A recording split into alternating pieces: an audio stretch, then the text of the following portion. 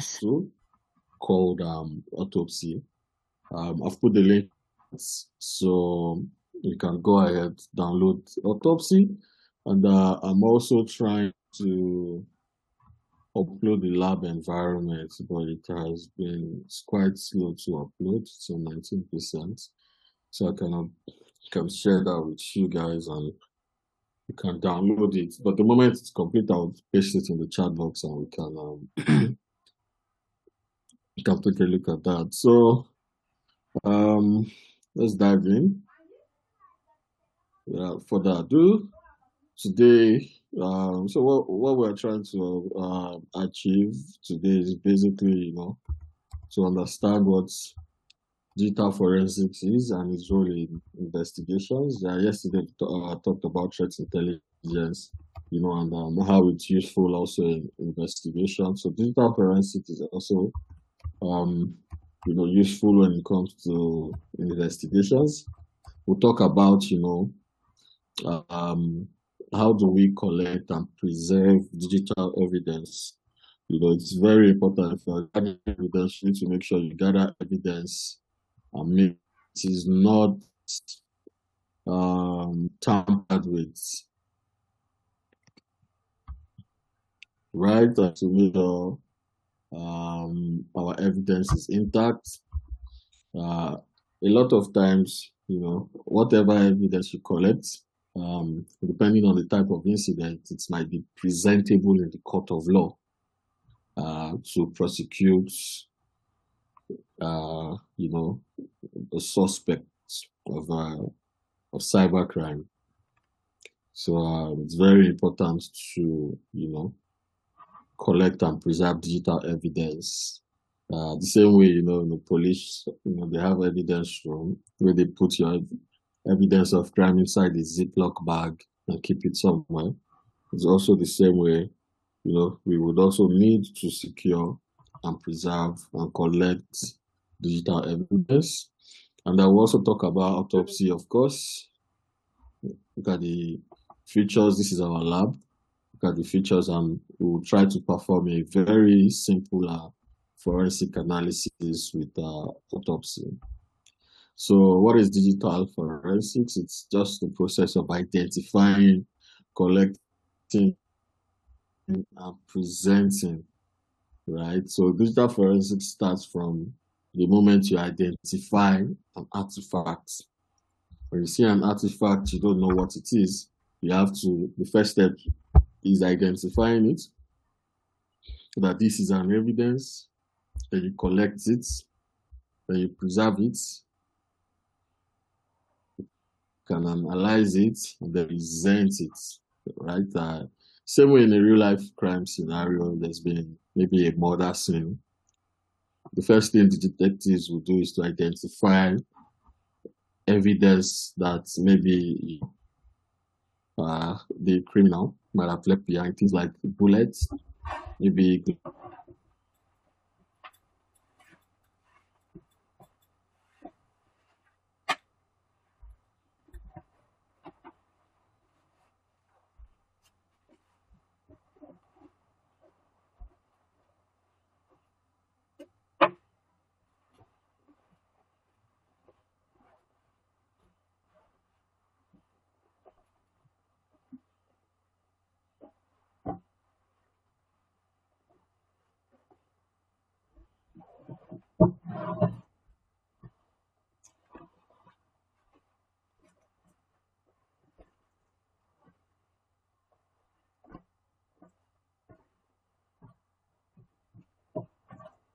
Recording in progress. files, internet history, deleted data, logs, and the likes.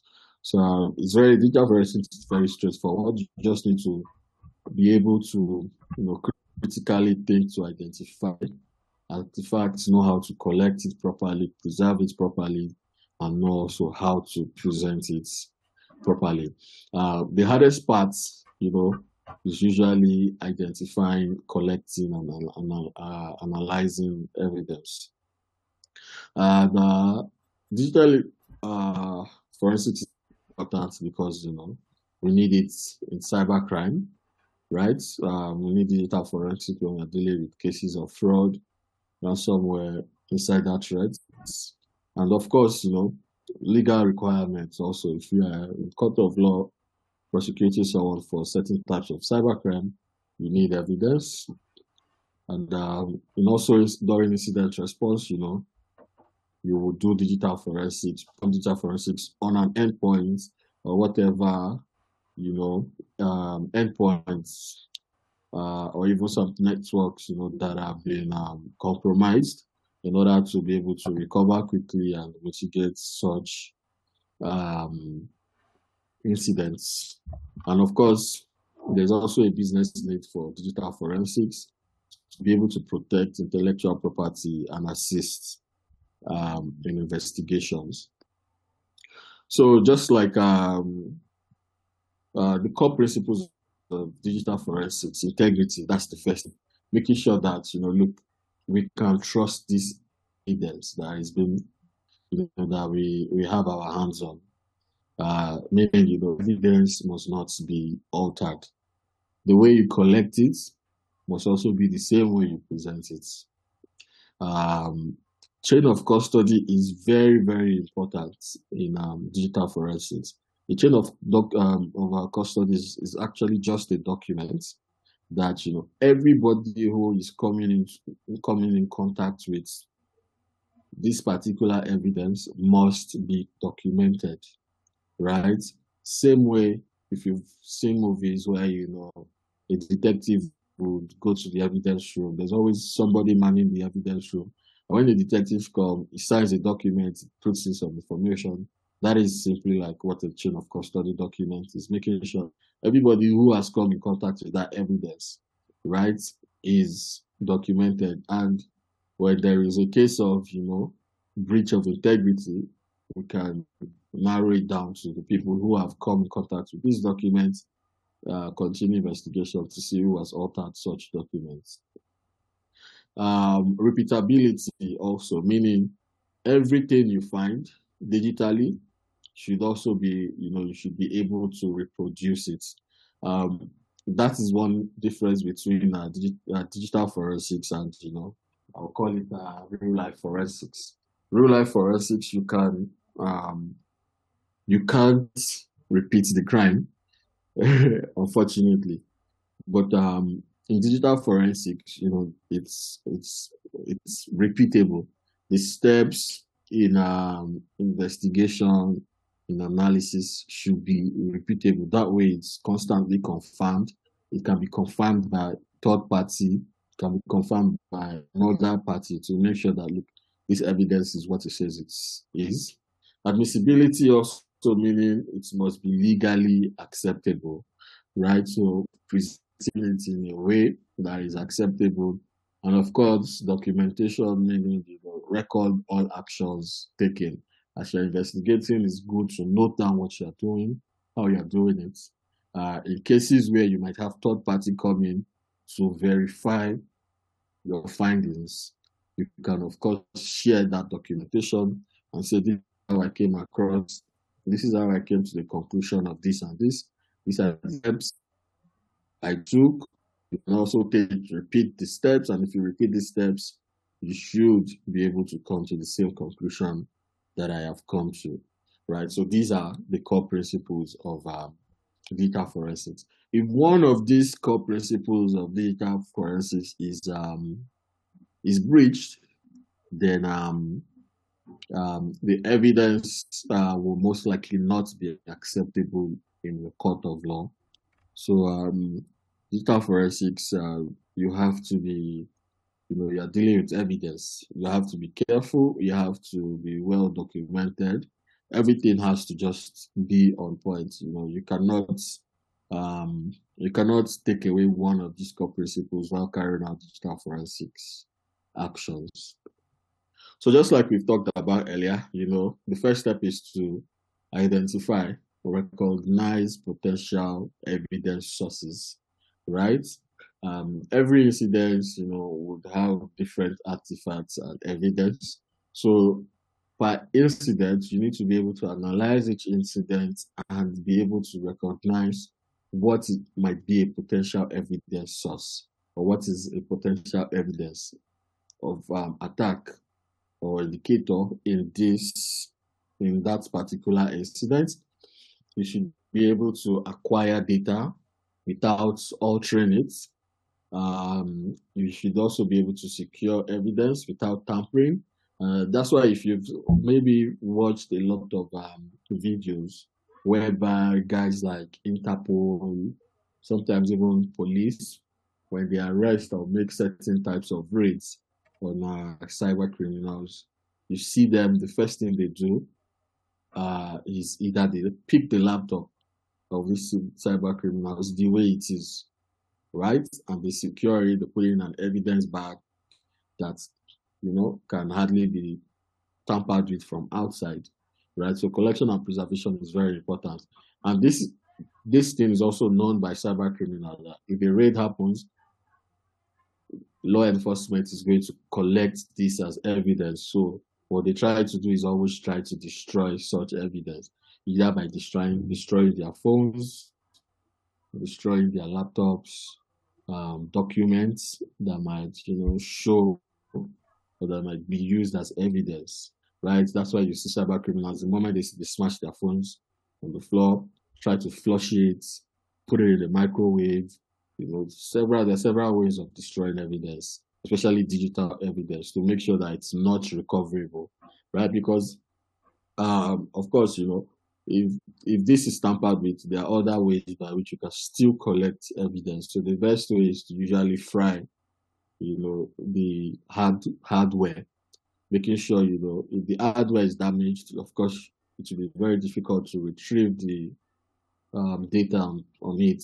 So sometimes that's why they try to smash their phones on the floor, make sure it can't come on again, or flush it, let the water damage it, put it in a microwave, so the heat would burn the board of the laptop or digital device, right? So, but still, it is also that in itself is also evidence that can also be presented in court of law, right?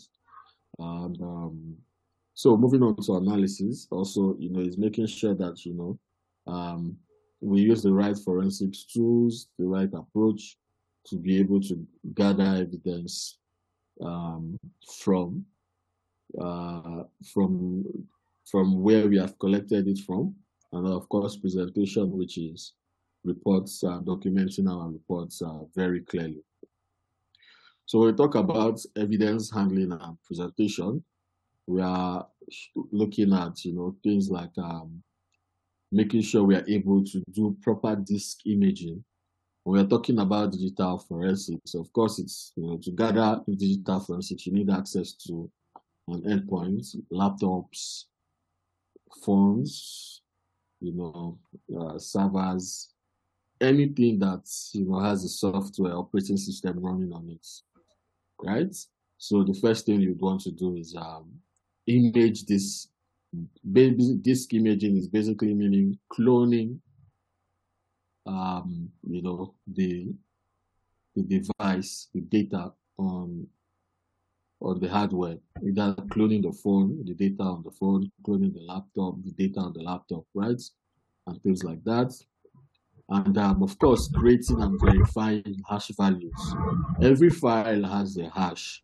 And the moment you change the content of the files, if you alter it, it has a different file. When you're gathering evidence, you make sure you have all the hashes of the original files, right? So when you look at the file and you see the value have changed, you can compare the hashes to know that the content in this file has changed. And that, points to the fact that the evidence might have been altered, modified, changed, deleted, removed, whatever. And of course, secure storage with encryption. Encryption is is the digital side of things. Locks is the physical side of things. If you have an evidence room, making sure who has access to this evidence room, it's always locked. Even the places where wherever you put the device should also have a lock, so that not everybody can access these devices or or data. Then, of course, maintaining evidence handling log, which is the chain of custody documents. Right. So I think before we go forward, is there anything we really don't understand? I think digital forensics is the fundamentals very straightforward. It's just investigations of artifacts. So before we go forward into our lab, do we have any questions?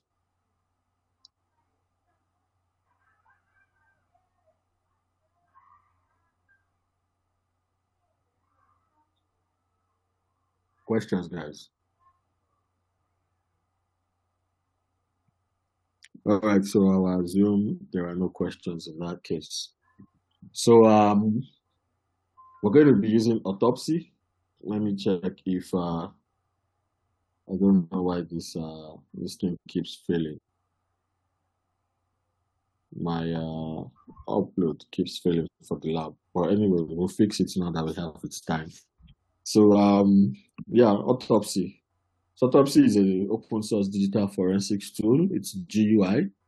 Can use it to analyze disk images. Of course, assuming you've cloned a disk, you can use it to recover deleted files. Can inspect web artifacts.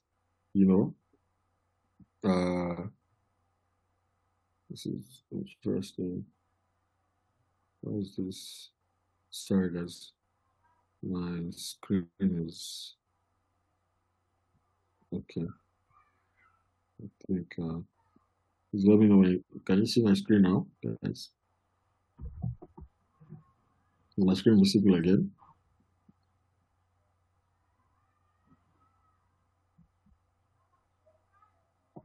Hello. Yes, we are seeing. Guys, can you guys? We can see it. Okay. All right. Thanks.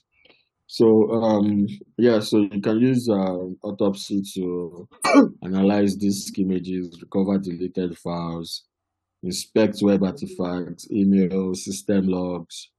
You can search, you can compare file hashes, just like I said, to see if there have been changes to maybe a file or evidence.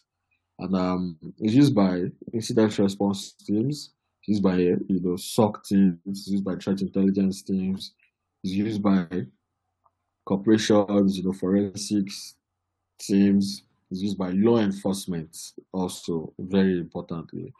And there are also, several forensics tools that are out there, tools that, forensics tools that can access your phones without even needing your password, that can access your lab requiring your password. So just have that at the back of your mind. So when law enforcement arrests a cyber criminal, as long as they have the right tools, they can investigate as far as possible. Sometimes you ask yourself, oh, the person died, but how were they able to access the person's phone to get access to evidence? It's through forensics, this powerful forensics tool. I saw Cassidy raising up her hand. You have a question? No, I don't have any question. Just by mistake. Oh, okay, that's fine. So we thought of to create a case. You add your data source, can ingest modules, explore, and also generate reports. Some about the key features of autopsies, recovering deleted files. You can search through like the operating system. You can construct timelines.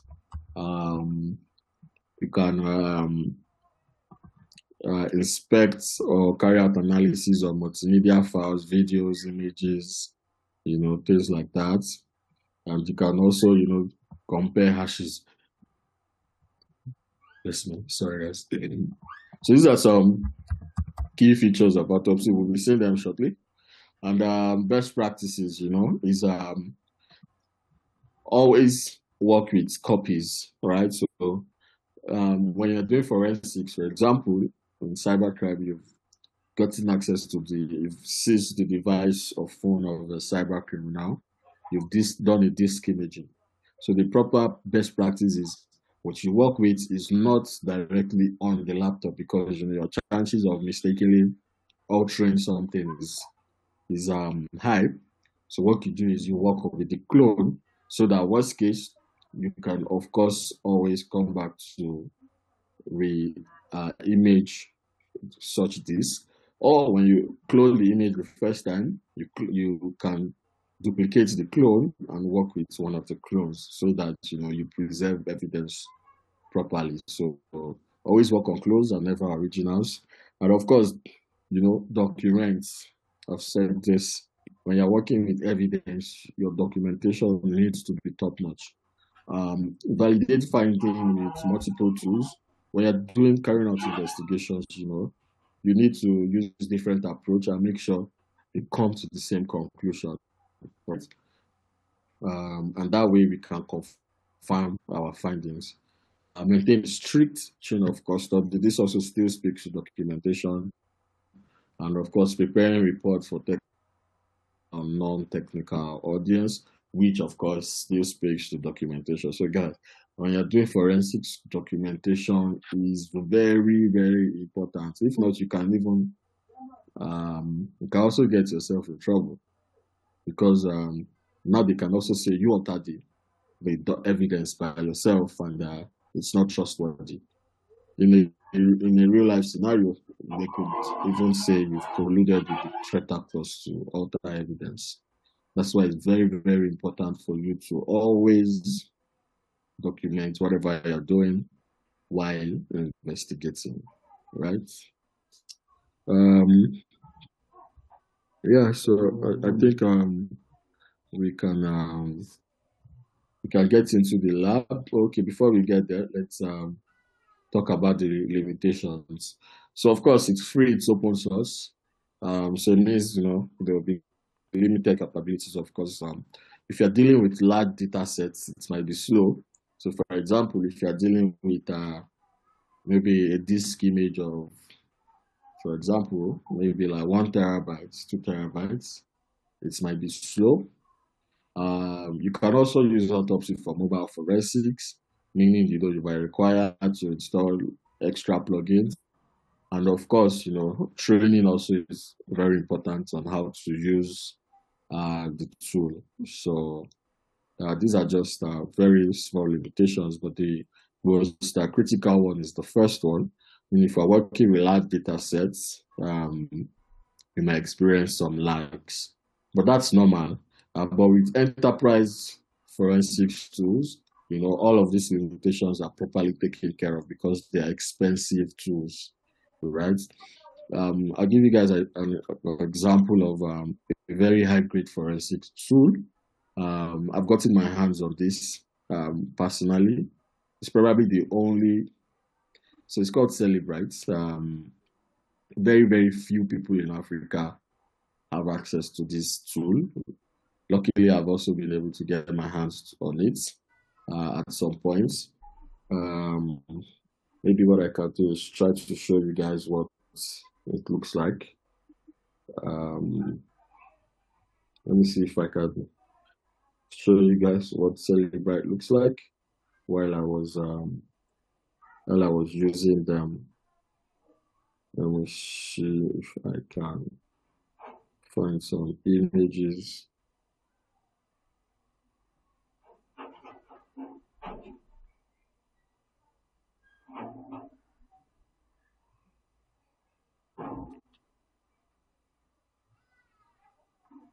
Okay, fantastic.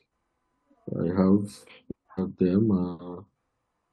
How do I? Okay, I know what to do.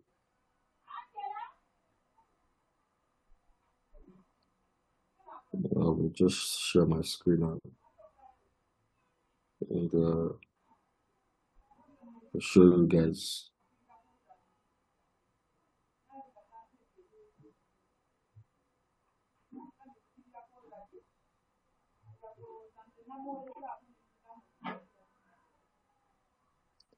So you have a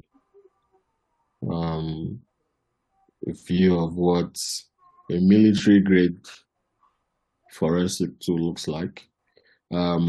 This tool, I can actually count how many people have it in Africa. At the moment, it's being restricted. The providers of this will no longer sell to Africa, but luckily,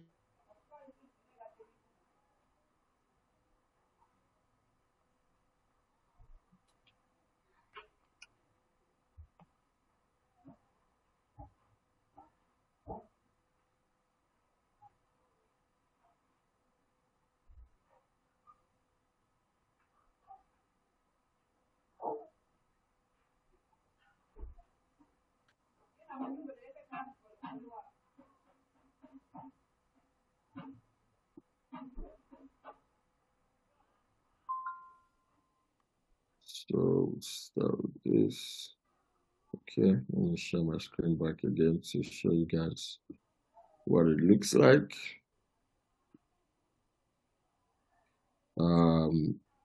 Even this tool is so expensive that even law enforcement,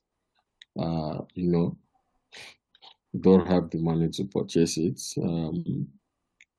If you can see my screen, this is what it looks like. I took the pictures in my office myself.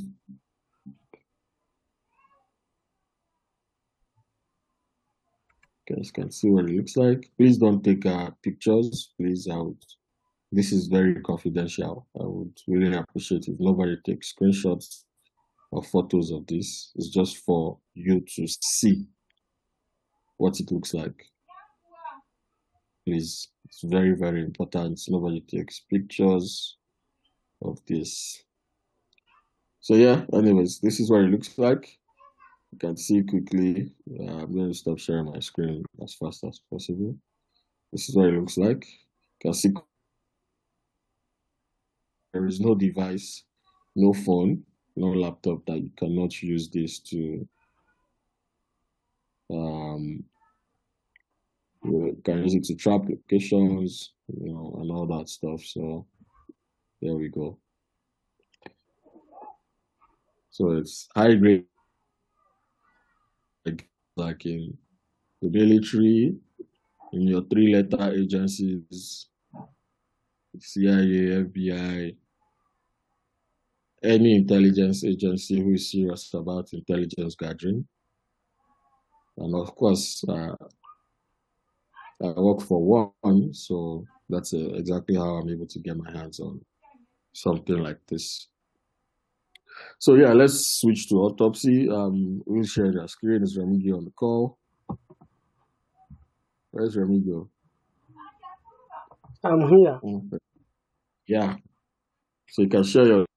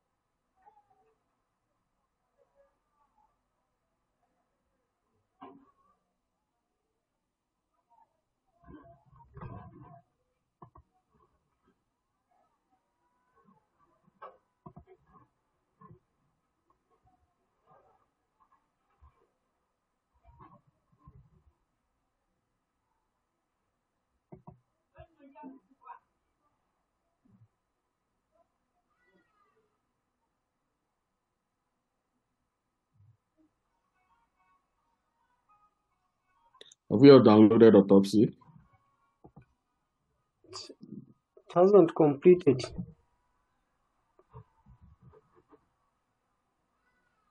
Someone was saying, can you go back to the autopsy website, please? Manuel was saying it could not find for macOS, so we can show him. Or Emmanuel, have you found it now? Yeah, I found it, but when I clicked the link, they told me the link not found. We'll check it together now. All right. This thing is starting the upload. think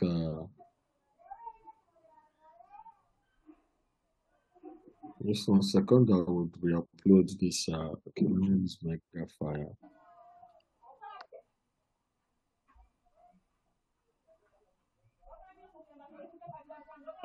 So Megafire to upload this file.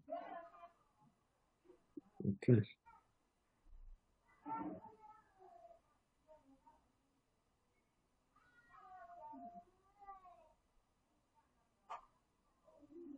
Alright.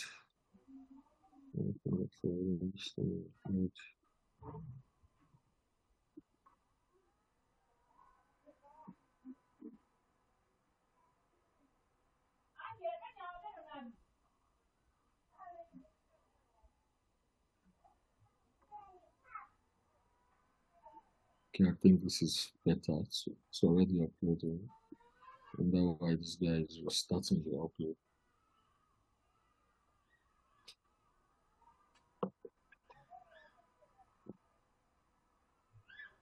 So yeah, guys, just come here, download Autopsy for 64 bits.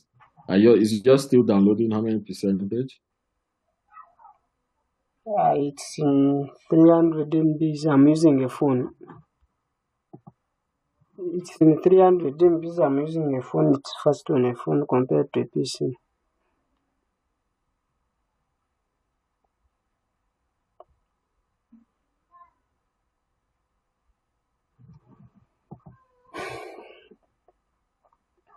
Which percentage is this?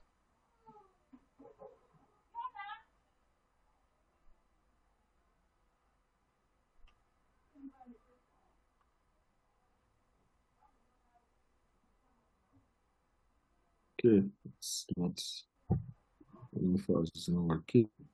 Okay, this is going well. It's almost done uploading.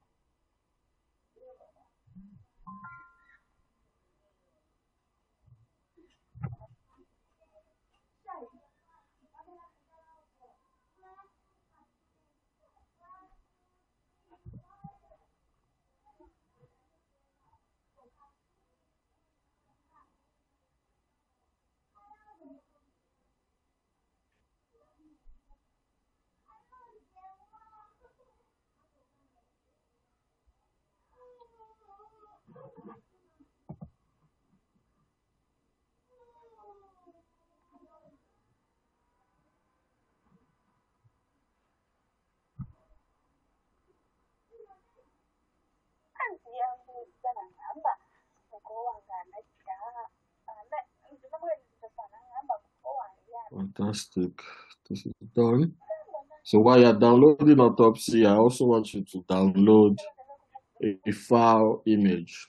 So what I've done is I've created a lab environment with some, activities and things like that.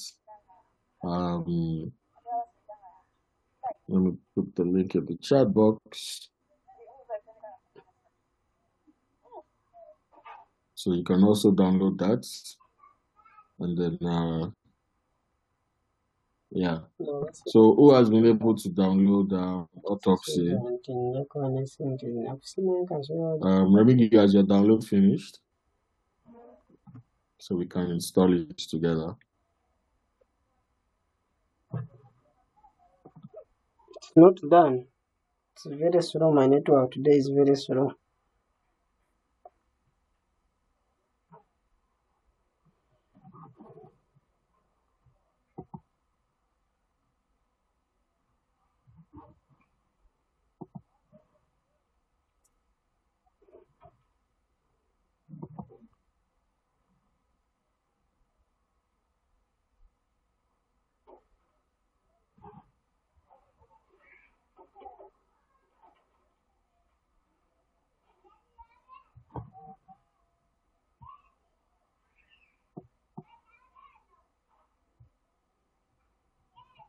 This is You are downloading. Hey, Remigio, what are you downloading?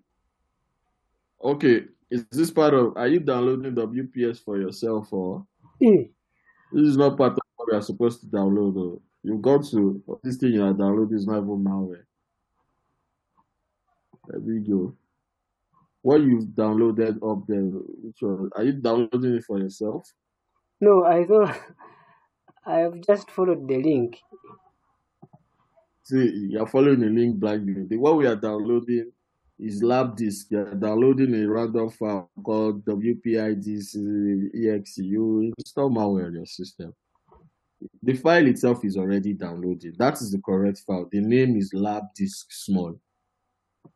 You've downloaded another random file called, I don't know what that is. Be careful before you download. See, this is exactly how people download malware and infect their systems. When you see so many, you have to be very careful with things like this. Ah,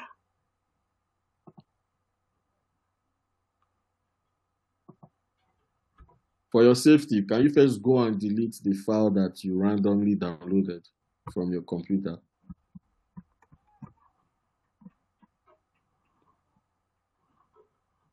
Go to your file manager. You downloaded some random files. You infect yourself with malware. What is this file you see? Delete that. That's not the file. The name of the file we are downloading is lab disk small. Reload the link, please. It's supposed to download automatically, or you see the right file. So you see download 150 MB. That's what you're supposed to download. Lab disk small. Scroll up, there's download already up there now.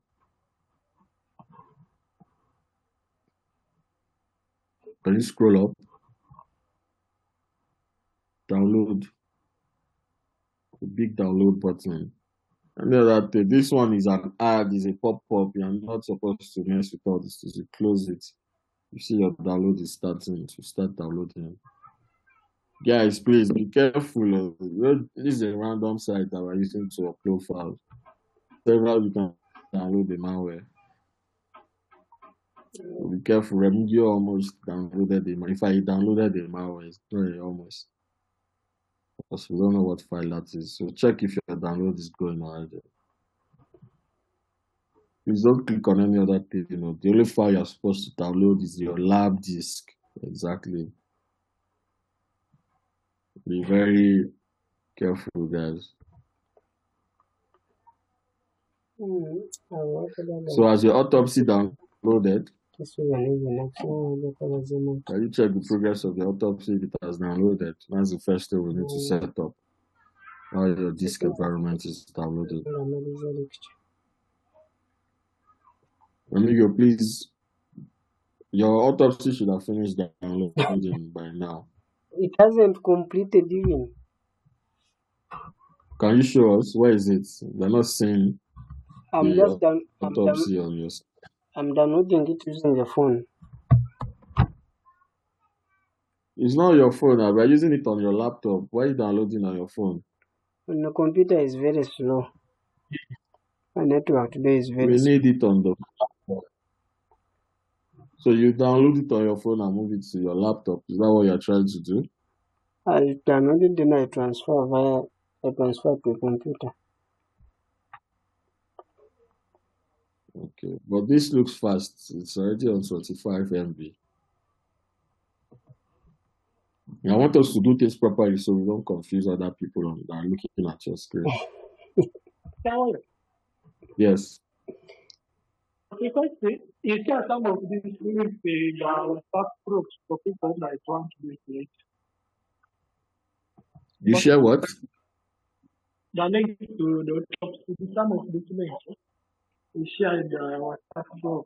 Yeah, you can feel free to do that.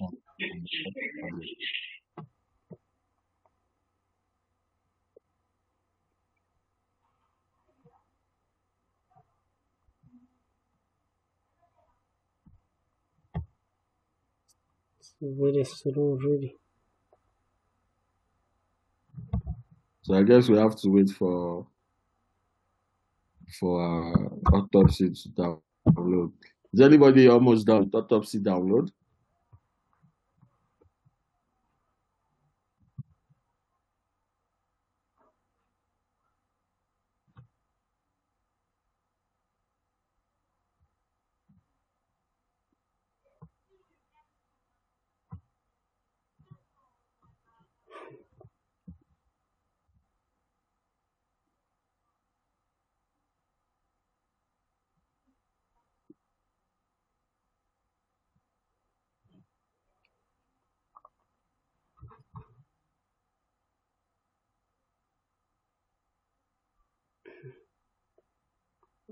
Can finish today.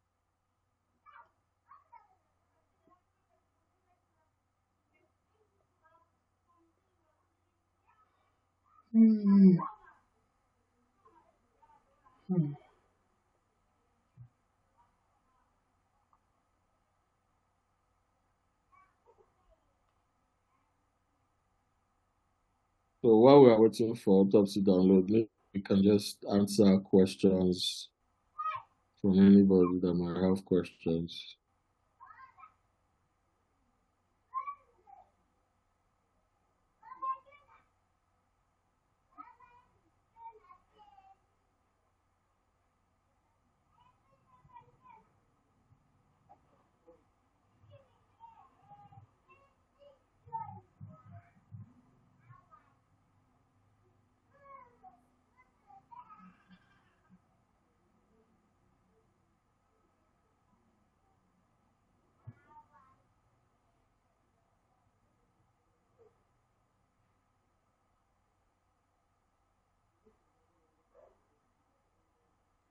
I'll be back, guys. 1 minute.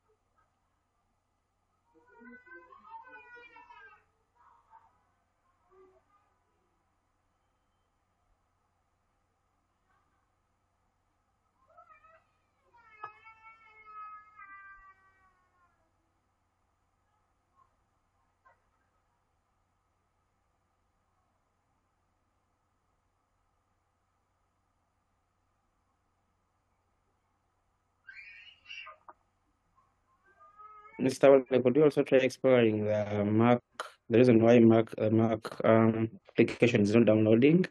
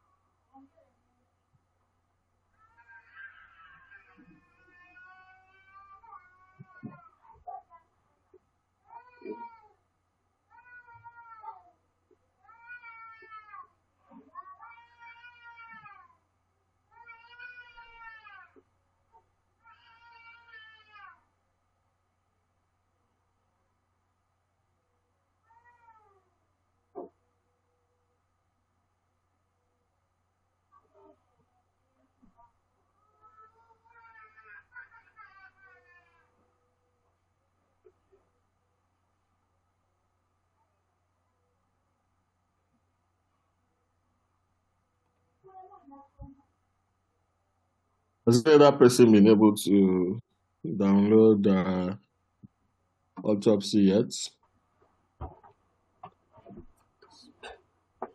Mr. Wale had requested that is it possible to also explore why mine is not downloading for Mac? So for Mac, can you share your screen while for Mac, You're supposed to download the zip file. So share your screen. Share your screen, go to the website.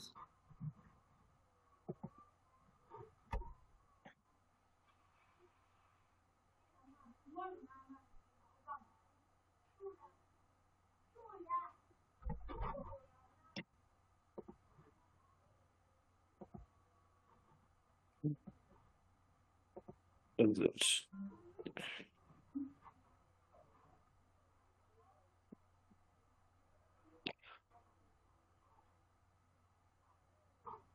When I click here,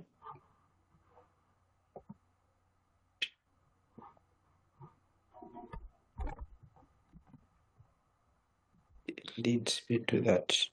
What this means is that this version is no longer available.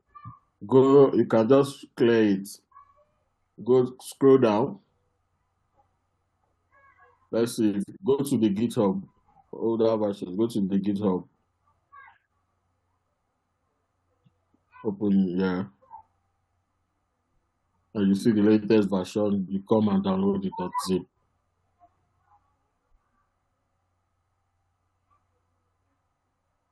Click on .zip.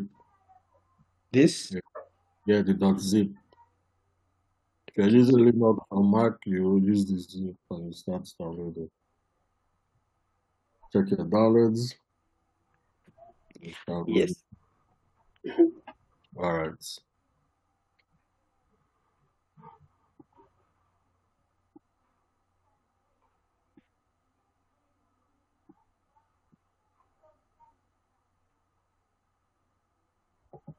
Has anybody been able to finish downloading Autopsy? I'm sure a lot of people would have downloaded the lab environment already. Who has finished downloading Autopsy?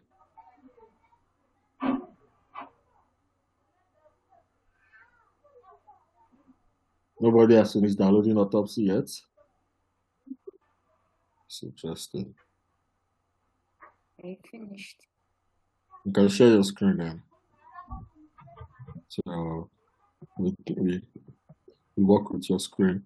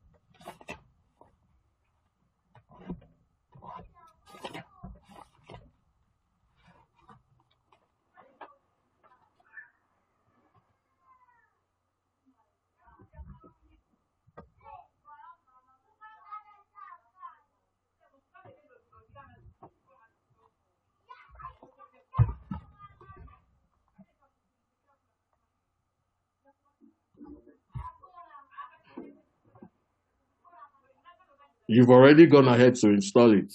I wanted to walk us through the installation process. Okay, let someone else share because I installed.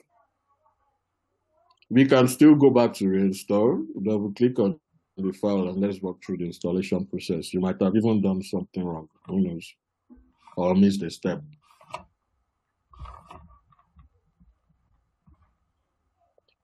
So let's go back to the installation file and walk through it again.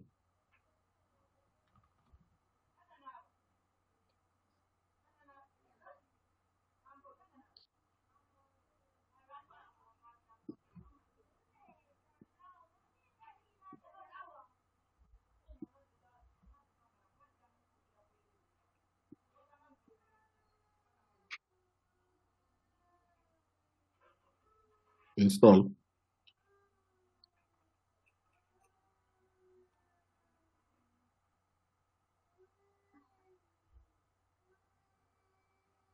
Yes, so you next.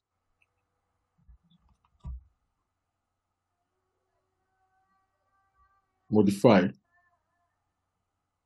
We are only saying this because you've already gone ahead to install it. So can you see where you have this main feature? Can you click on the drop down? Let me see what we have there. Yes. Okay. All right, that's fine. So you click on next. Next. Yeah, just go ahead to install.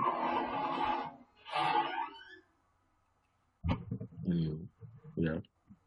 So allow. Did you allow the last time?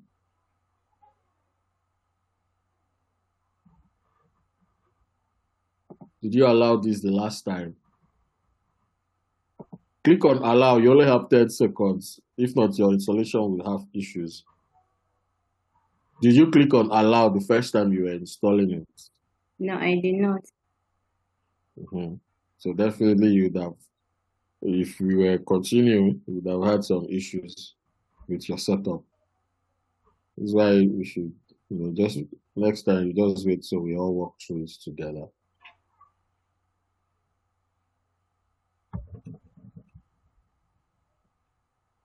Allow access.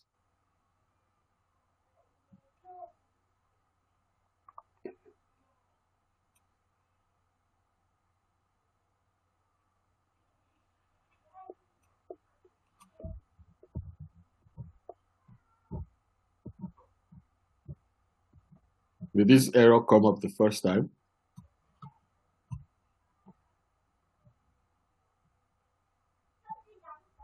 Did you experience this error the first time? Sorry, I did not experience this error the first time. Okay. So click on retry.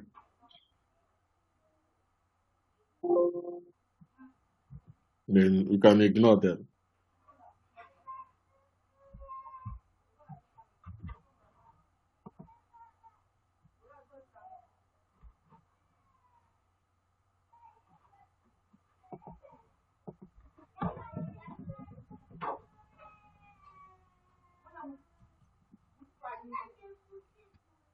Then you finish. So the installation is very straightforward. All right, so I think we're good. Has any other person finished downloading Autopsy?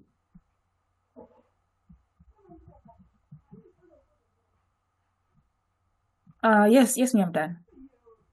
Okay, have you been able to install it too?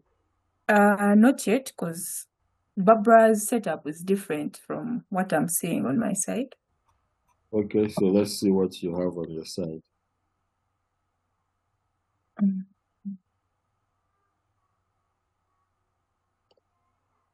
Okay, when I press next, that's what comes up. You just give me a minute.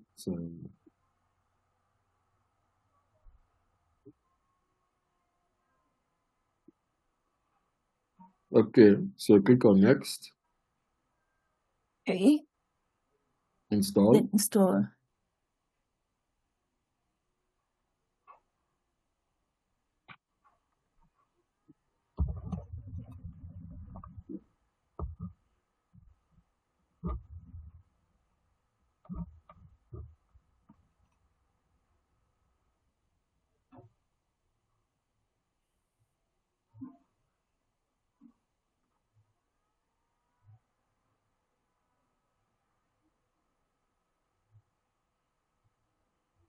Yes.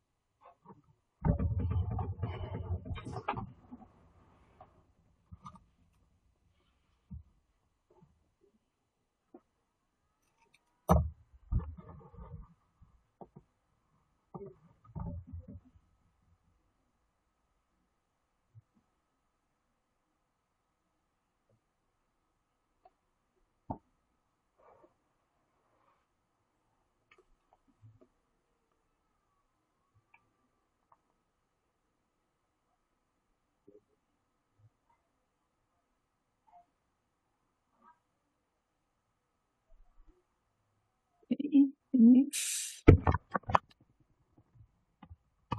Oh, I think I'm done. Yeah, finish. Has any other person be able to download and install?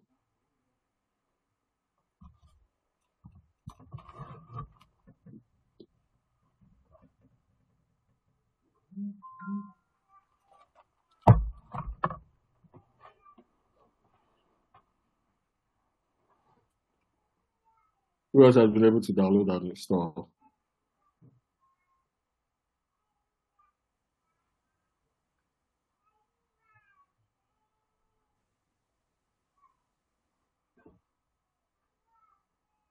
Lucy, maybe we just use your screen to walk through. Since you already have the app and you already have the autopsy set up.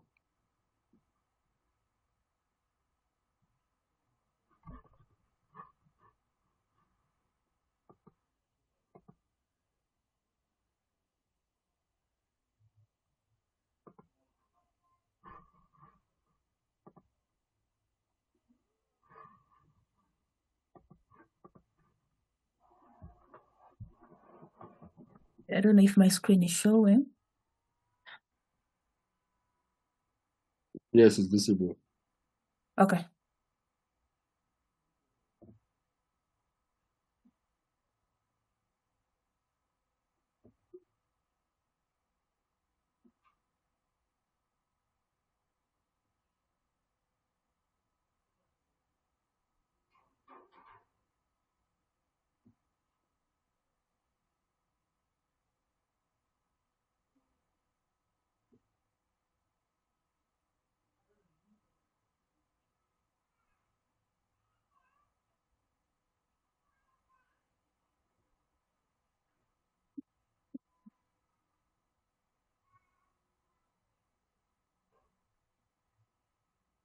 I think I'm supposed to allow all this.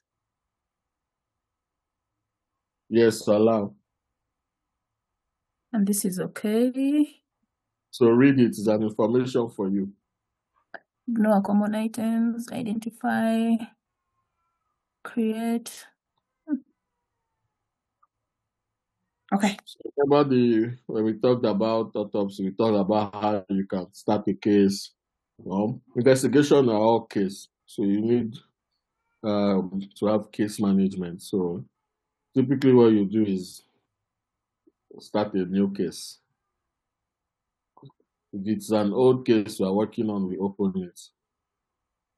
So you can call case name. Let's call our case maybe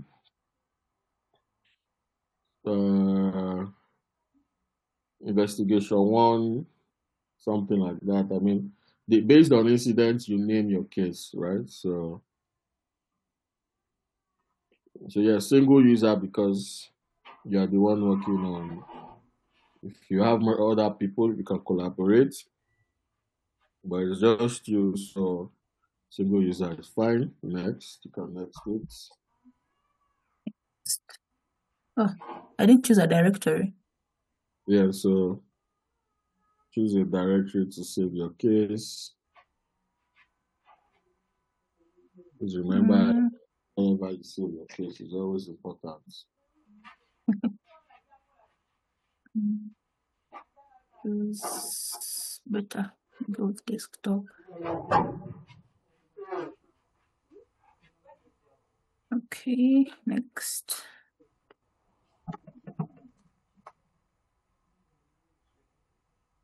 Then, okay. Do this case number. You can put it. Examiner is you. Just put my name. Case number. You are the examiner.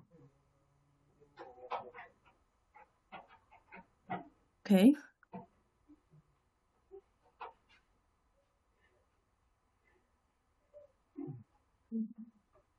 Do I need to fill in phone and everything else? This is an example, so not necessarily, but in a real life situation, it's important that you fill in all of this information. So they'll finish. Mr. Ole, all my download attempts have failed. Why? The first one, it stopped along the way. No internet access. Then later, site wasn't available. Now all the other two have stopped at site not available.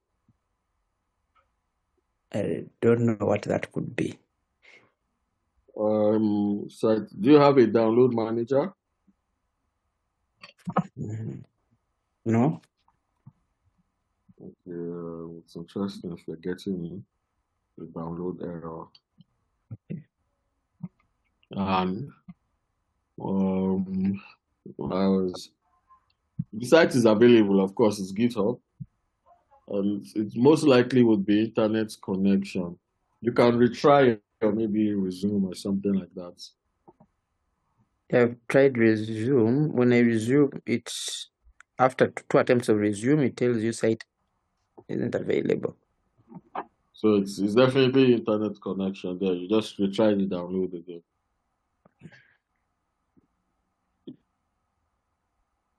Because the file is available, it's on GitHub, and not like GitHub is down. It's definitely internet connection. So yeah, so data source. Remember, the data source is usually the your evidence. So for example, in a case where maybe you've cloned a disk from a criminal or whoever you're investigating, maybe it's an operating system, you need to add a data source. So you can just generate new hostname based on data source name. Okay. Next. Exactly.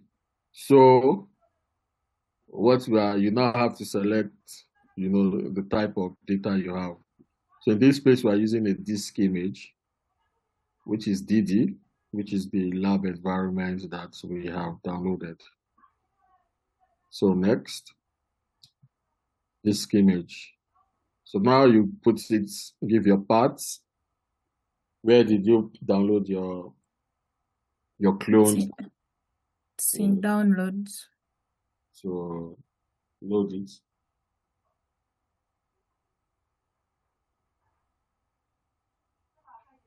Here.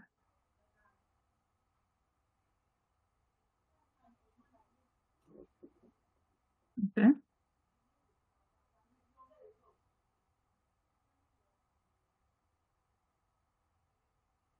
That is done.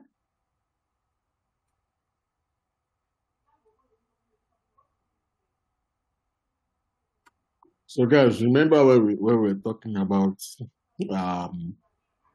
investigations.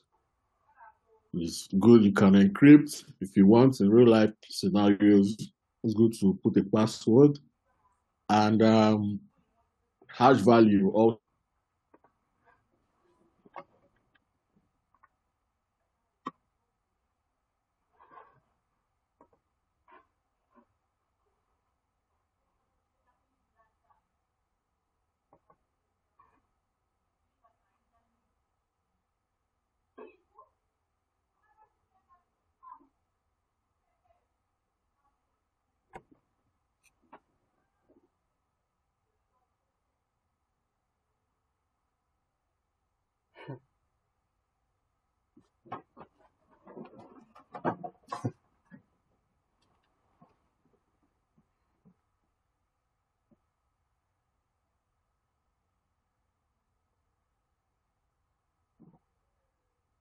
Recording in progress. Select your modules, scroll down and select all modules. Yeah, you can. I think you can select that. Okay, let's go back. Cyber Triage malware scanner. I said something that's a paid module. So you can check.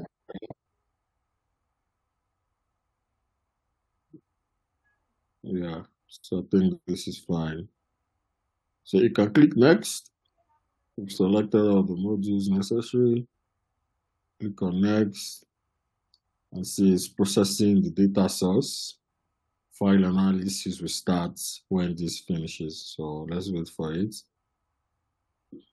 So I made this data source minimum, like small. That's why it's just 150 MB. In a real case scenario, we'll be talking about things from like 500 gig upwards, because it's an actual laptop or a phone. Can be talking about 1 terabyte, 2 terabytes. In cases of servers, you can be talking of 10 terabytes and the likes. But for the purpose of this lab, the environment I created is just 150 MB, very small. Yeah, so you can finish. Yeah, so maybe before we continue, if anyone has a question, or maybe we work others that have not gotten here, you can, wherever you are, let me know so you can bring you up to speed. And if you notice down there, you can see it is currently analyzing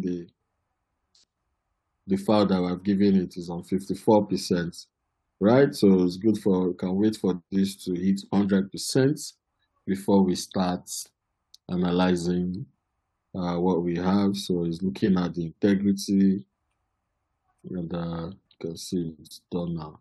So click on this I4, this thing where you see the I4 at the bottom right of your screen. I.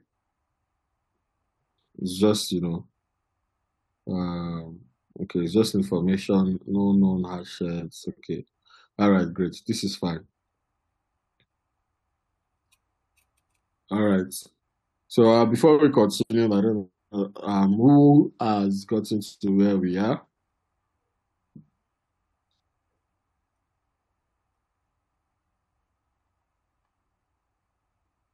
Who else has installed Autopsy and has been able to add the data source properly? Mr. Ole? Yes. I've installed and reached here. Oh, it's showing i3 main. That's fine. You've been able to add the data source also? Yes, I have. Okay. Who else? Remigio, have you been able to finish downloading? Afia, Janex, Cassidy, Hosanna, Rebecca, Julian, Lucius, everybody. Have you been able to? For me, my download is still, it's now showing 15 minutes left, Autopsy. Okay, so it's almost done. Yes. Remigio, how about you? Are you done yet? Has yours finished? It keeps on fading also. I don't know, maybe it's network. Okay, your download is slow. Okay, that's fine. Okay, Lucius, 12 minutes to go, so I think it's already at the end of the downloads then. Great. But so I think maybe we can continue since you guys are almost done with us. So yes. So in our lab, we've seen this is what it looks like. Can you put this on full screen? So exactly sour. Great.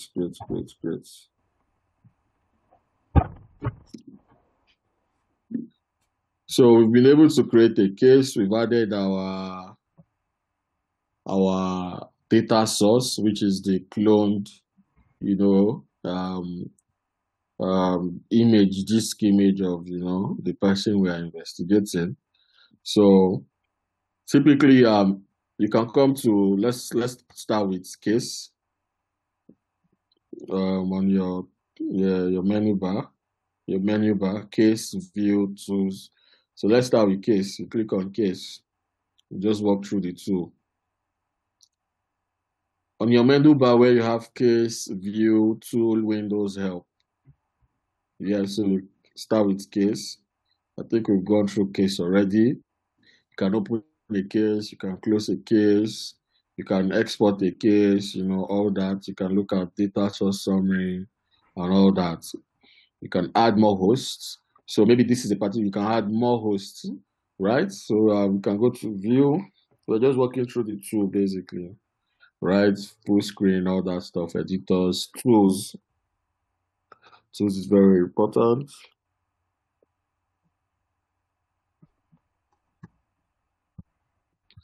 So tools is, if you want to look at all the images and videos, communication, location, timeline, you want to search, you want to maybe add more modules, generate reports, plugins, all that stuff.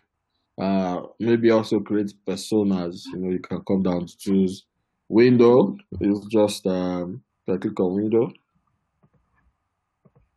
Window is just your view, basically. And then help is if you want to read more and know more about how to use autopsies, just documentations, right? So let's get into this thing. So of course, plus is to add data sources. So you can click on images and videos.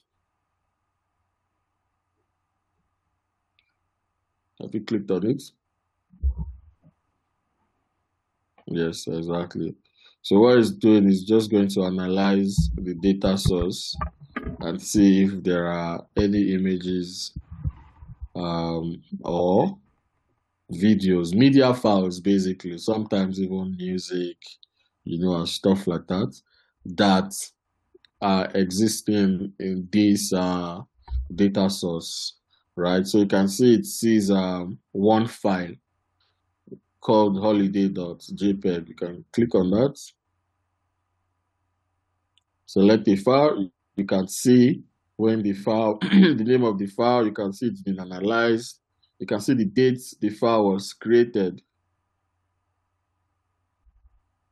right? That's literally what today's date when I created the lab, right? You can see the time it was modified. Of course, it was not modified. It was just when it was created. You can see the hash. Scroll down. If this was taken with a camera, you'll be able to see the camera type, right?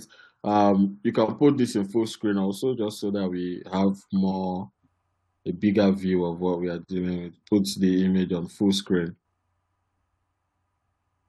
Yes.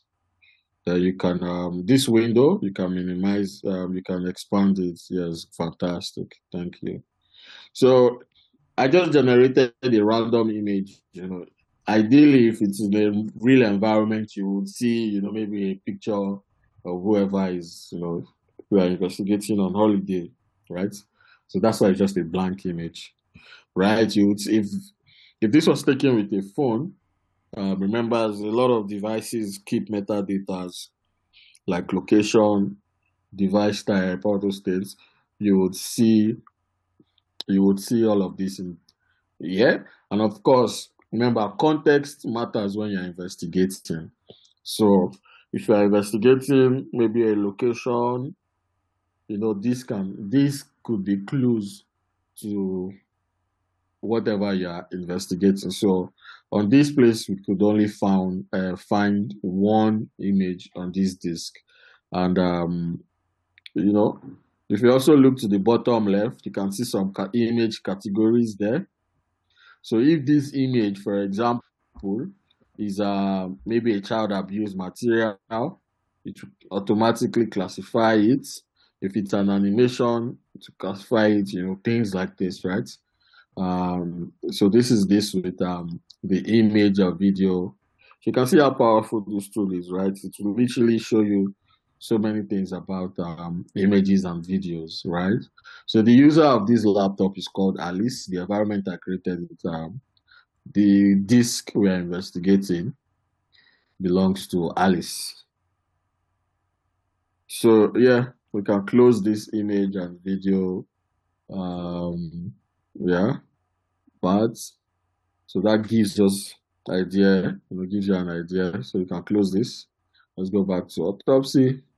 So come to communications.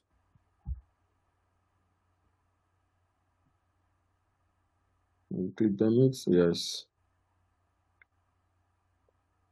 So communications are mobile, this is going to be very useful for mobile device forensics, right? So select this account. Where is your account type? Select the device. Account types on your left pane. Account type, yeah, is it selected already? The device, not check it. Click on the device. Click on that device, yeah. Okay. Anyway, so if this was a mobile environment, right? If the disk was like a mobile device, we'll be able to see, things like messages. You can select them. It's going to be blank, but just select on the tab. This is where you have the summary information, right? I've clicked, but it's not opening anything. Yes, it's fine. It's because, there's we don't have any. Yes. So this is a disk environment. It's not from a mobile system where we get messages, call logs, and things like that. So on your right pane, you can see where you have summary. Just look through it, click on.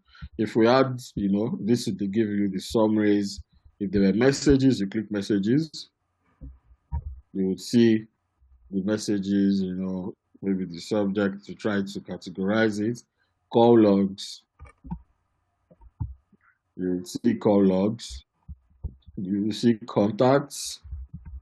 You will see things like media attachments. Also, if maybe like emails, you will see attachments from all of that. So you can close this. This is useful for a mobile when we're dealing with mobile investigations.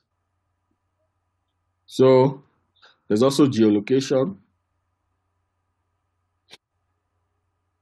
Right, so geolocation will basically look at the artifact and try to pull out every geolocation information. So because in this what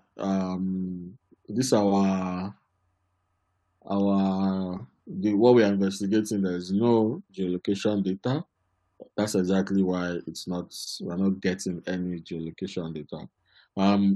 If it's mobile devices, there's a lot of geolocation happening with mobile. We would receive and see a lot more information around geolocation, right? So we can close geolocation. And then the next one is, can close this.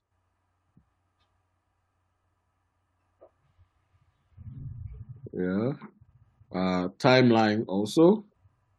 Timeline is just going to draw timeline of activities for us. Yes, exactly. So you can see number of events. A lot of the events will be today, based on today I created this lab. So you can see so many. So click on events that happen. This 59 can come to where they read this thing. Yes, and click on it. Come down, you'll be able to see all the events, right, that happened. You can see file modified, right? And of course, context is very important. When you're investigating, content is context. So you know what you're looking for, and then you explore, all of this to find what you're looking for. If maybe certain files were accessed, deleted, all that kind of stuff, you would see everything happening in this place. And then if you want to view them by singular event, of course, you can click on the first event, second event. So come, for example, and click on 01. the first event.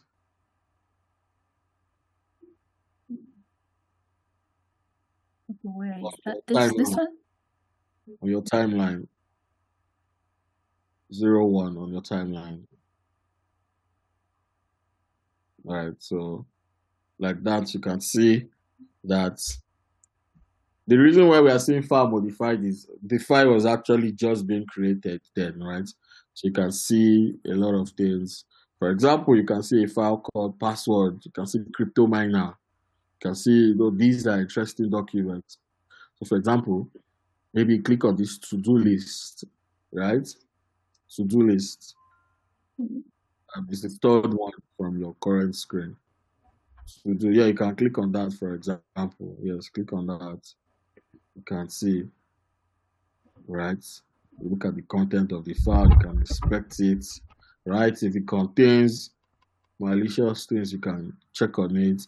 If you click on things like passwords now, password, you can see this is a email. Maybe there's a file, maybe access to websites, you know, whatever. Remember, context matters in your investigation. Right now, we are not doing any serious investigation. We're just exploring. I can create another lab environment where I would do a lot of malicious activities, right? I can visit sites, you know, a lot of malicious things.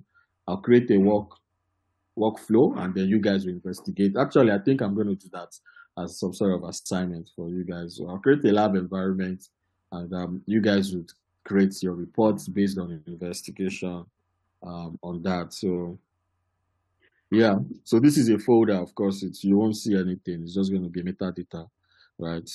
So yeah, so you can this gives us, you know, an idea of the events that have been happening on this computer.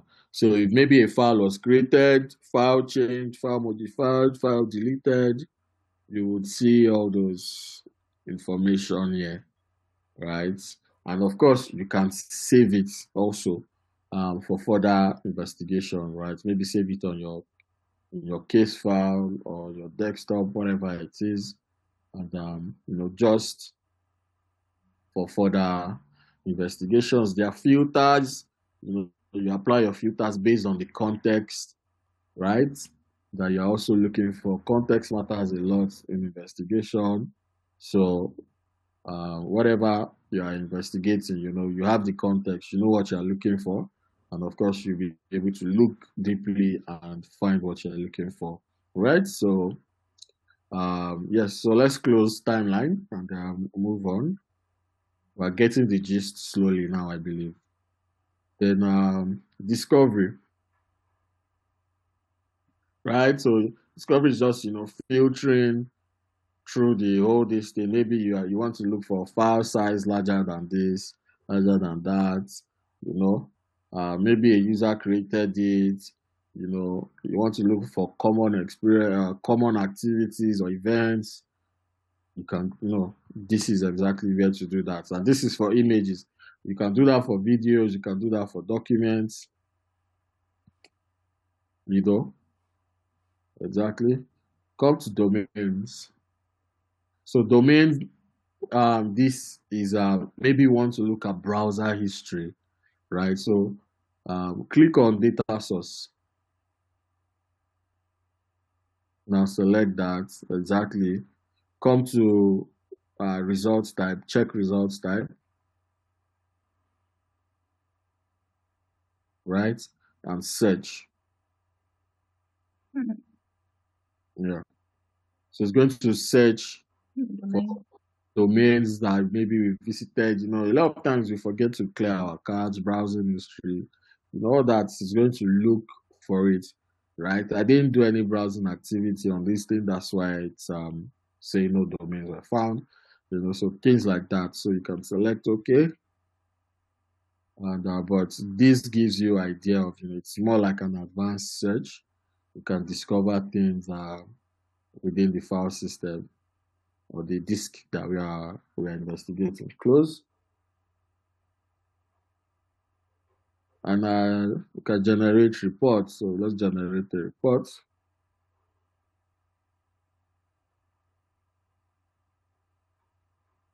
HTML report is fine. Okay. So you can put, HTML. maybe in the header, you can put your company name, address, whatever. It's an HTML report. You can put header, maybe, yeah, exactly. The footer, put investigation by Lucy.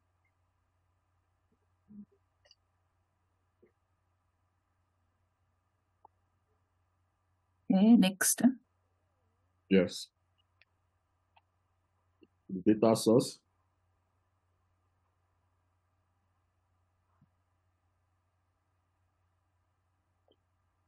We want all results. And then you finish. So this will just generate. You can click on that link.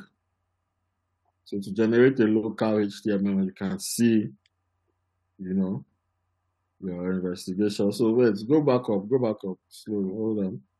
Go back up. So you can see your header refactory that you put, right? So you can scroll down. So image information, it tells us the timeline and the path to our disk image. You can see examine and Lucy, right? So you can scroll down. Yeah, so these one are just software information for this thing.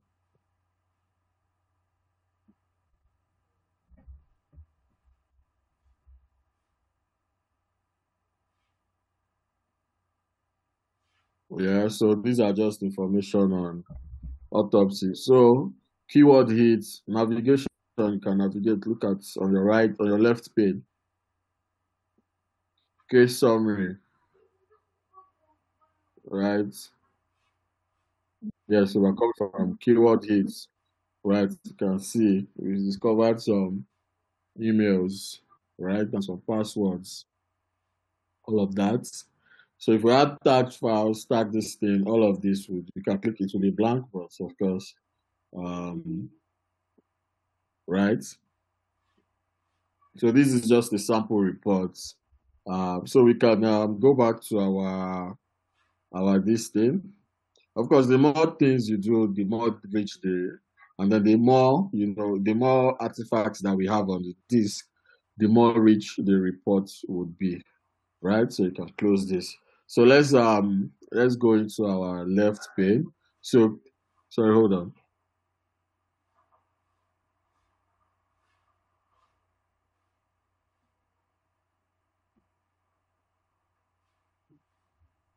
Yeah. So file views, right? So, for example, one thing I did on this environment is I deleted the file.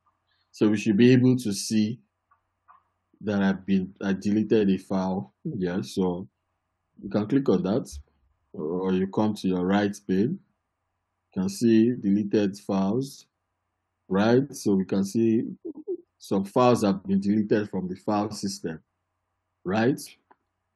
I deleted the history journal. So in your investigation, if you see a deleted file and it relates to your investigation, you can even restore it to take a look at what the user deleted.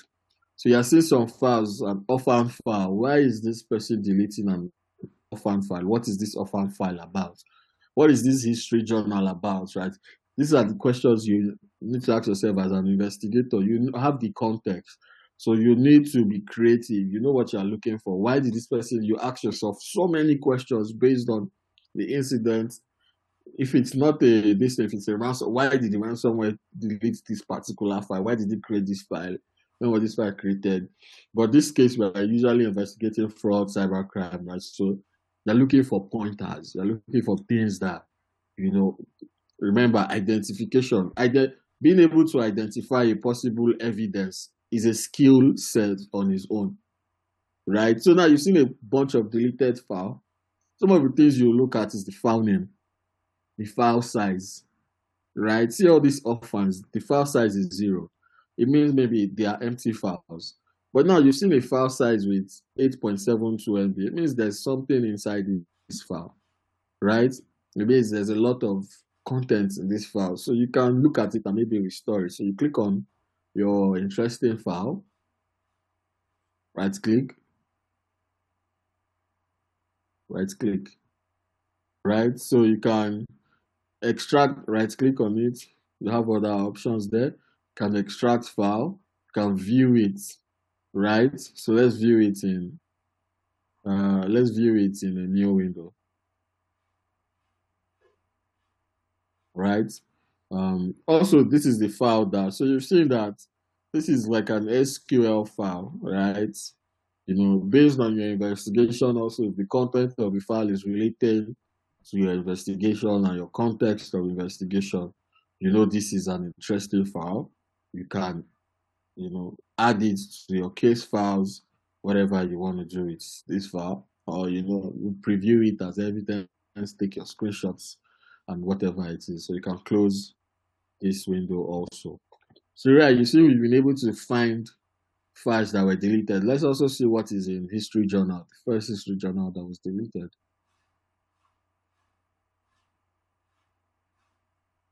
It's empty, right? So can come to, this is the extracted text. Sorry, open the second file again, the second journal. There's something I want to quickly talk about.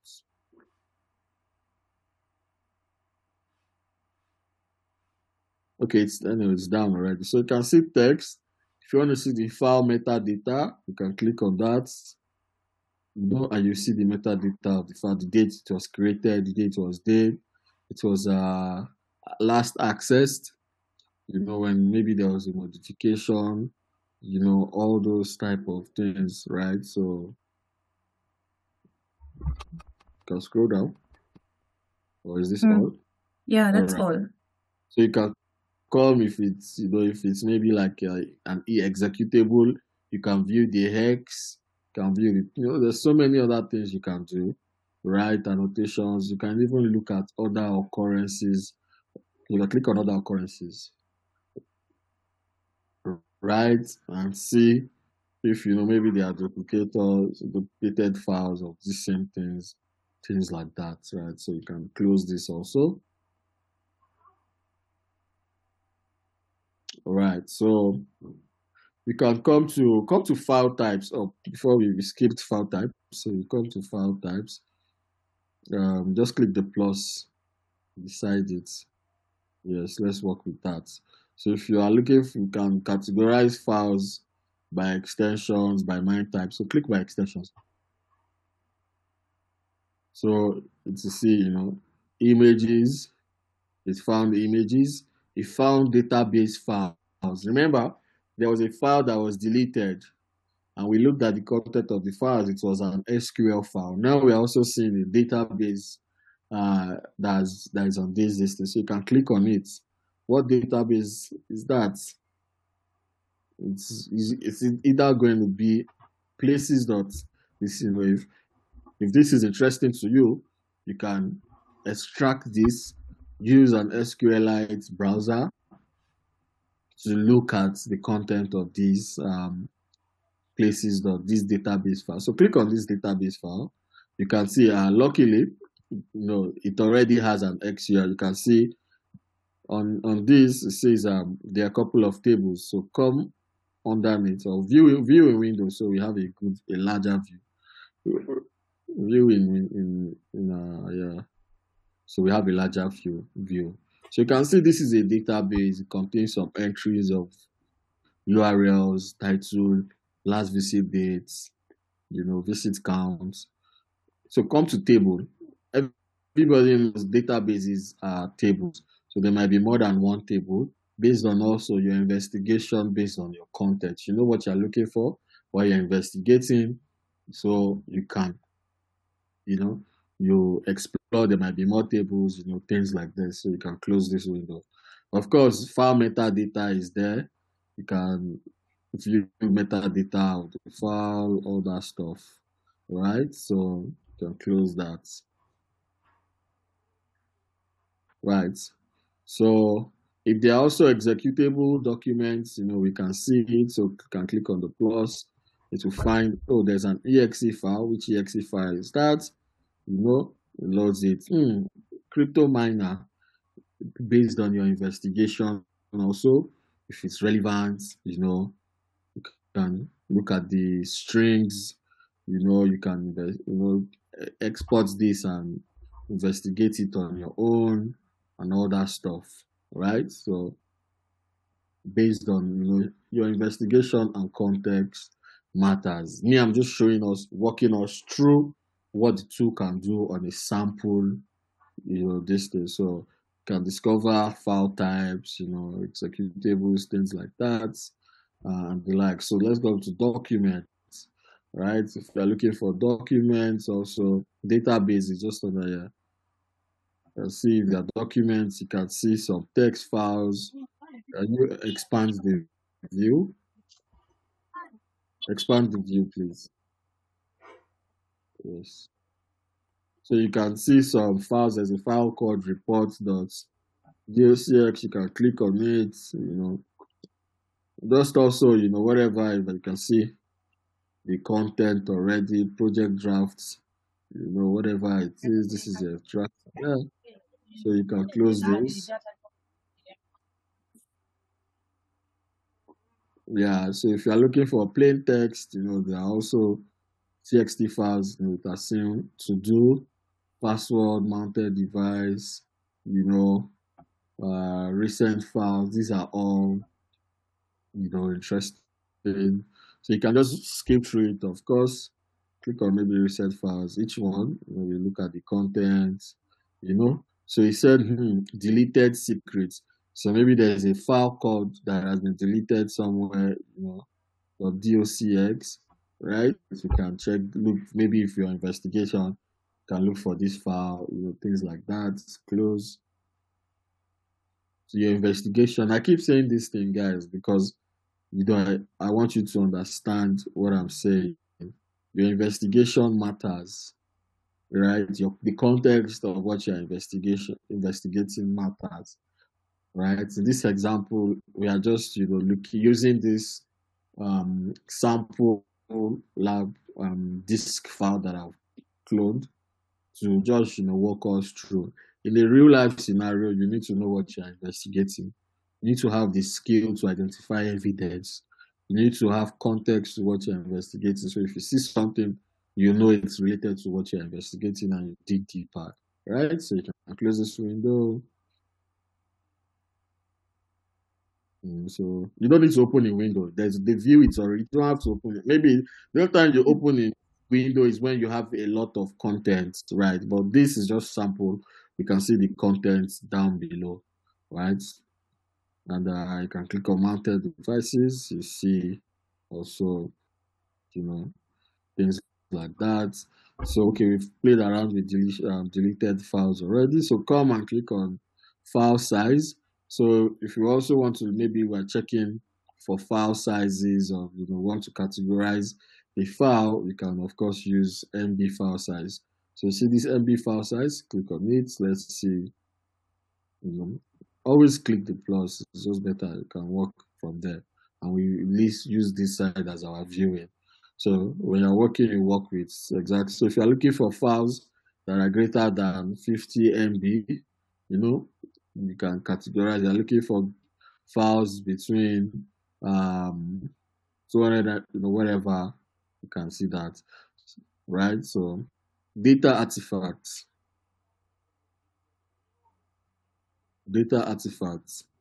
So if there are any artifacts, you know, it gives you data about them. So analysis results, can click on plus. We've seen 2 keywords hits, right? We've seen 2 addresses. There are 2 files with email addresses. So always click the plus and use the right pane as your view. It's easier that way, so you don't mess up your view. You work with the plus or your left pane and you use your right pane as your view, right? So you can see we have 2 files, one in our MFT table and a file called password.txt, right? So MFT is a Windows this thing that the Windows what's it called now? File table. Yes, that's what it's called. What it basically contains, is a lot, every activity file that have changed and things like that. You would see it under your MFT table, right? So you guys can also read more about what an MFT table is, right? And then the second file is the password.txt showing, exactly. So if there were many operating accounts, so come to OS accounts, if there were maybe many more than one users OS accounts, if there were maybe more than one users on this computer, that are constantly logging in, you would see them um, listed out here. So let's go to tags. So tags are just files that we've maybe tagged. Yeah, and of course, your investigation, you can tag files for certain reasons, maybe to categorize or group together, right? That's the reason why you tag things, right? So if you have done that, you will see them under tags. And then score is just, click on score. Score is just like your reports, bad item, things that are suspicious, or maybe things that are useful, not necessarily suspicious. Things like passwords, all that kind of things. You'll find them in under this place. And of course, if you click on your reports, you would of course, see all the reports you've generated, right? So if there are emails also, you will be able to see all of them in all this data source and on the side after Autopsy has been able to analyze the file. So imagine if we had a file of 1 terabyte. Of course, it will be slow to analyze this file because it's a really large file, right? So let's come to the top right pane. You can maybe click on this email, this thing, the envelope icon. Bring it up. Can you bring it in view? Bring the window in view, yeah. So I think this is just internal notifications from Autopsy. They're just internal notifications from Autopsy when it's analyzing the files, the disk image that we are investigating. You don't have to make it big. It's just notification center. So you can close this. Keyword search. You can also, search this thing by keywords. Maybe if you want to search something like, maybe you are guessing, maybe the person has a file called, I don't know, miner, for example. You can search for miner, M-I-N-E-R.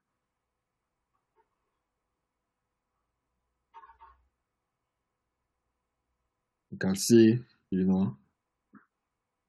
right? You can find, so your investigation and context matters a lot, right? When you are using a tool like Autopsy to carry out investigation on your disk images, right? So of course, before you even get to this place, you need to know how to image a disk. And of course, that alone, there are several tools out there that you can use to image disk. Of course, the quality of the disk imaging would of course mean better investigation, better analysis from Autopsy. So whatever tool you are using to carry out imaging also should be a fast tool. Imagine law enforcement, they are on site, they've raided someone, they would need, and the person is using terabytes. So you need a tool that can clone terabytes of data in minutes, right? So your disk imaging tool also needs to be powerful and fast, because when you go to raid a person, you have limited time, right? If there's a shootout, if you are the forensics guy, you have limited time to be able to clone as much disk as possible, right? So I think we've been able to cover ground around Autopsy. Do we have any. Let's play with the tools first before we call it a day. Come to tools up here in your menu bar, right? So let's run a module. Come to run ingest modules. Yeah, on the disk. So select the disk. Yeah, that's our disk. It's going to run all of these modules. But anyways, when you load it also, it typically would run all these modules on it in the first place. So you can finish. Just click finish and let it do its thing. So it said no hash set, so that's fine. But when you load it, typically it will run those modules. So come to tool, let's see Python, the Python plugins that exist. Yeah, or plugins. Come to plugins itself. So this is if you want to add your own, because it's open source, you can build your own plugin. You can check for other plugins. So come to like available plugins. Yes, let's see if there's any plugin there. Check for newest. So if there are new plugins from Autopsy, you can add the plugins. Come to downloaded, installed. Maybe come to things like all these ones we already know. Yeah. Come to install. So see, we have all these plugins already active. Then can come to settings. Let's see. The check means you're active, right? So it's checking from the update center. There are no new plugins. Everything is good.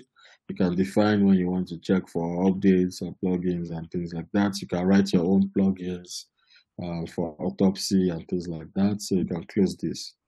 And so if your investigation is over, you click on close case.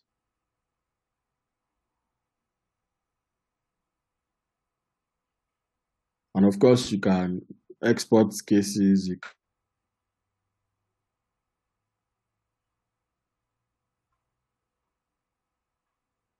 open case.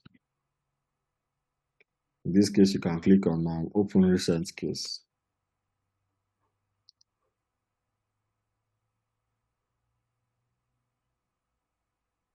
So open recent case, and you see your cases.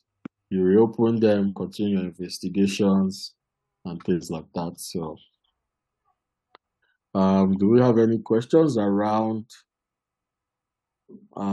using Autopsy to carry out digital forensics? Any questions?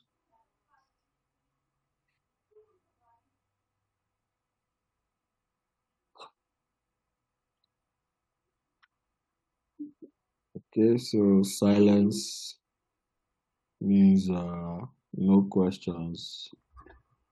All right, so yes. Guys, when I ask for questions, feel free to just unmute and ask your question so I don't move on. I'm just curious, like during the crime scene, Yeah. if they're using this tool, does it mean like if there's a document or if there's any kind of evidence, like they first scan it and then they upload it here, like the way you shared that file initially? The first step will be to clone the disk.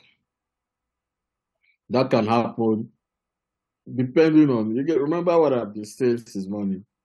The context matters. Context always matters most in every case. In a law enforcement case, they could arrest the person, seize the laptop, take it back to their office, clone the disk. They have all the time. In the same law enforcement case, if they see that the criminal is trying to destroy artifacts like their laptop or their phone, they can clone immediately. If it is a fraud case in a bank, the bank would collect the laptop back from the suspect, and so these are the context that determines the approach, right? But regardless of whatever approach, one thing that must first be done before you carry out any forensics analysis is to clone the disk image of where you're trying to retrieve that the evidence from. And that could be a mobile device, it could be a laptop, it could be a microcomputer, it could be a desktop, it could be whatever, as long as it has an operating system. The disk can be cloned. That is what you do first.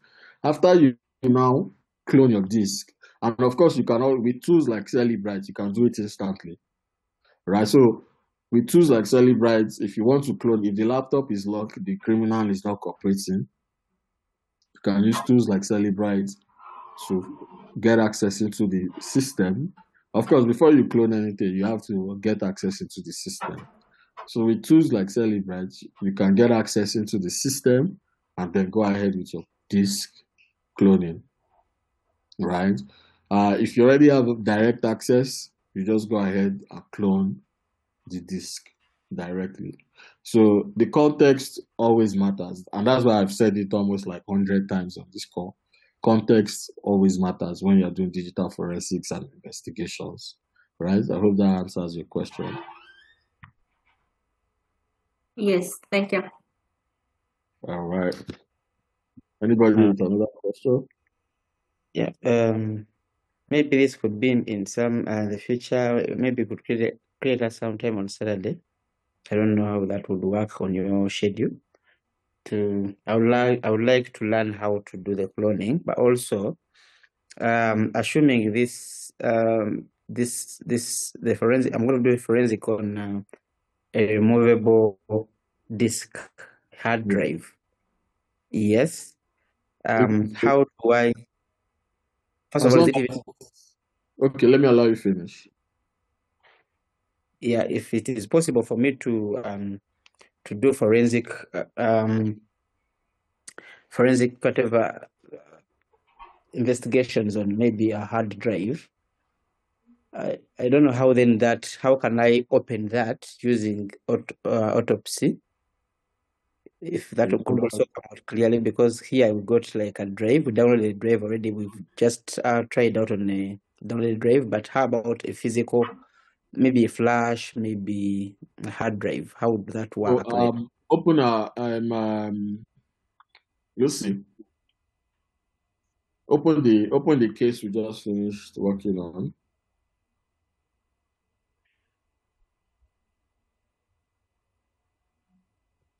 So come to add data source.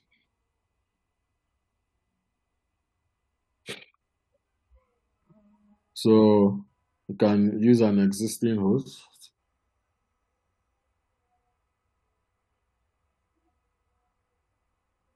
Yeah, next. So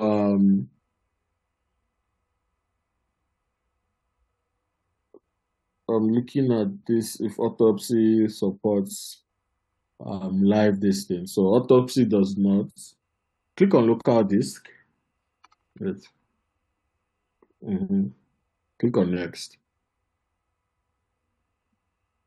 Yes. So autopsy actually supports that. So once you put your flash drive in your phone or on your whatever, what you now do is select a local disk. By then, the disk could have been mounted on your operating system, right? And you would see it under.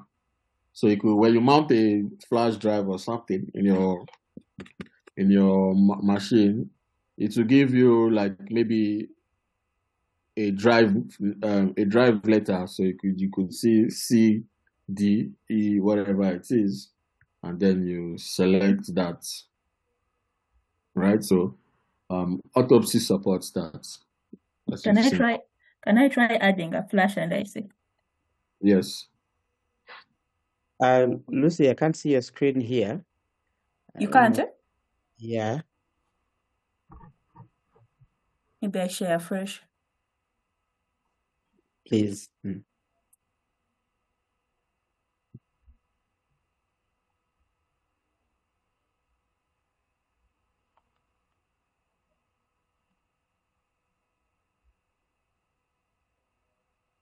Yeah, can see it now. Okay. So I've added a flash, but maybe I refresh. I don't know. Yeah. Oh, yeah, it's there. You can see now. It has seen the flash drive. And then you can add it as part of our data source.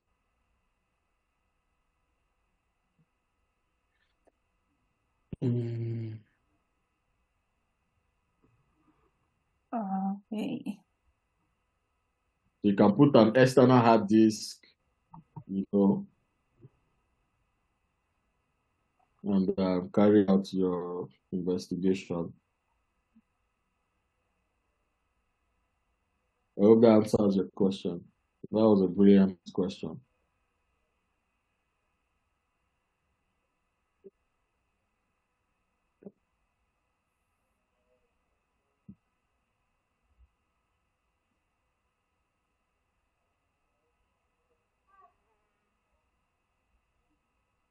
So of course you put your plugins, your ingest and all that.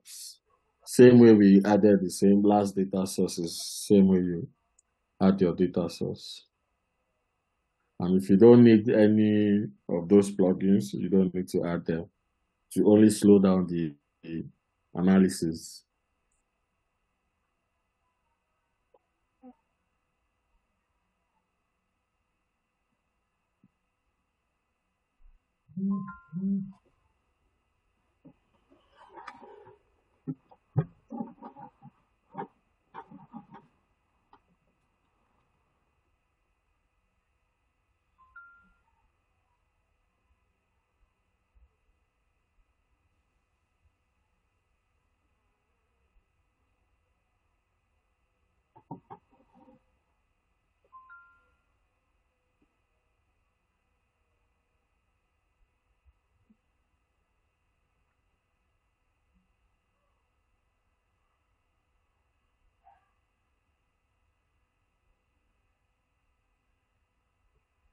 So it has successfully added the data source, you click finish. And if you come to your right pane, if you click data sources, the plus, remember, it's always advisable to use your left pane as your navigator and your right pane as your viewer. So you can see it. E has been added. You can see movies, 30 movies, documents, 6. You see all those things. So you can check for deleted files. Now, you see from 10, it has gone to 59. So you can see all the movies you've deleted. You can restore them. All the things deleted on the flash drives. A lot of them are movies. See all of them. Right? Okay. Ballerina, very interesting movie. I just watched it like 2 days ago too. Which one? Ballerina, Ah. the one with John Wick in it. Yeah. Wait, Right? how do I restore? So you can right click on it. Well, you are not going to restore it into the file, Okay. but we can view, right? And when we view it, so you can view it maybe file directory, for example. Or so if you want to restore it, that's it, extract. So you extract it. Right click or export. Okay, right click and extract it. And then you put it, maybe save it in your downloads or maybe on your desktop, just so that we see that it's and then you save. Can I put it in that folder or I just leave it Yeah, we open? can anywhere, just so that we see how it restores the file, you know. and you can save it in investigation 1. Okay. So let's go to investigation 1 and see.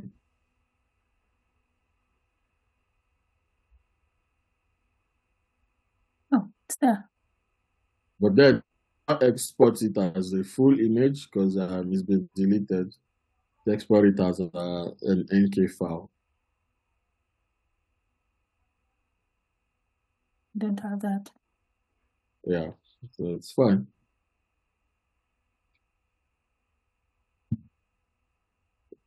Ozana, the reason why you're trying to download it 10 times in different places to slow down your internet. Just leave on and you can stop the others. So you stop sharing bandwidth across several downloads.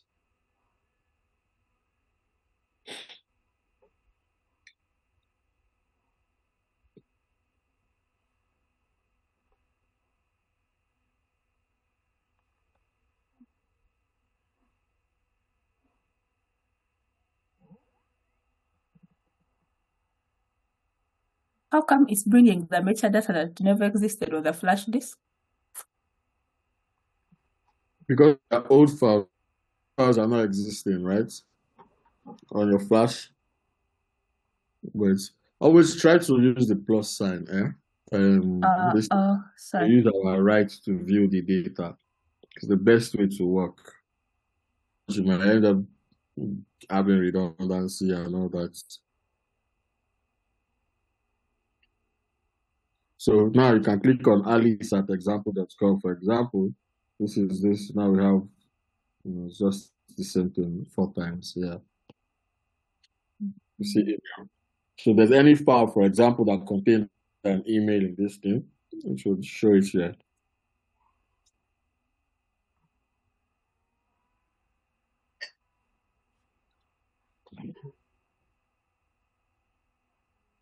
So you've seen how to also attach a disk and add it as a data source.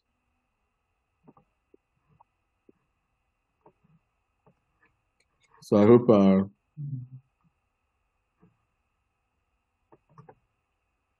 are good on that. Do we have any more questions?